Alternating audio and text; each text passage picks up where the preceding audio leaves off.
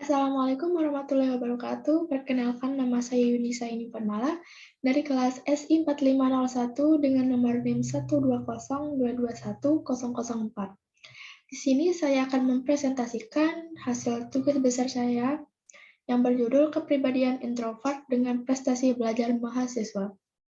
Yang pertama, latar belakang.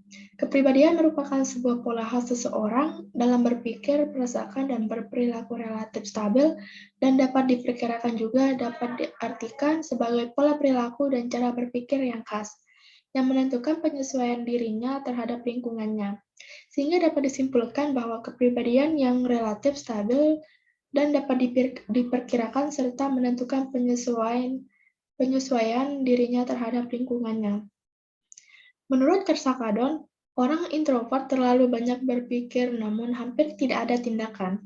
Menurut Eyesong dalam Aliyah menjelaskan ciri introvert antara lain tenang, pasif, tidak suka bersosialisasi, hati-hati, pendiam, damai, tenang, pesimis, dan terkendali. Orang introvert cenderung lebih mendengarkan daripada banyak berbicara. Mereka lebih banyak diam sehingga sering disebut pendengar yang baik. Akibat dari hal ini dapat mempengaruhi prestasi akademiknya kegiatan perkuliahan. Bukan hanya kuliah pakar di mana mahasiswa lebih banyak mendengarkan, namun juga terdapat banyak kegiatan diskusi tutorial yang menuntut mahasiswa untuk berbicara, menyampaikan apa yang dipahami. Contoh kasus dalam kehidupan sehari-hari, yang pertama, energi bisa terkuras saat menghabiskan waktu dengan banyak orang. Yang kedua, senang menghabiskan waktu sendiri. Yang ketiga, teman sedikit tapi berkualitas. Yang keempat, lebih mudah terdistraksi. Yang kelima, lebih sadar akan dirinya sendiri. Yang keenam, belajar dengan cara observasi.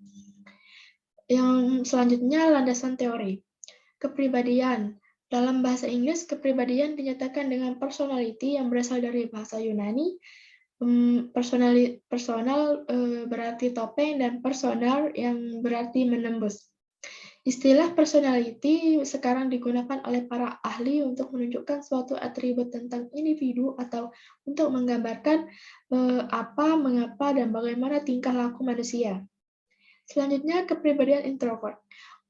Orang dalam kepribadian introvert memiliki kecenderungan yang jarang berkomunikasi dengan peristiwa di luar, berorientasi pada diri sendiri dan lebih pendiam. Menurut Jung, perilaku introvert sebagai orang yang pendiam menjauhkan diri dari kejadian-kejadian luar. Karakter introvert yang lain adalah pemalu, introspektif, menyukai buku-buku daripada manusia, suka menyendiri, dan tidak ramah kecuali pada teman yang sudah dikenal dengan baik. Selanjutnya, belajar. Dari hasil belajar akan menghasilkan perubahan relatif tetap dan berbekas. Menurut Winkle, mengatakan bahwa setiap kegiatan belajar akan menghasilkan suatu perubahan yang tampak pada tingkah laku ataupun prestasi. Yang terakhir, prestasi belajar. Prestasi belajar adalah hasil kecakapan atau kemampuan individu untuk menguasai sejumlah materi tertentu.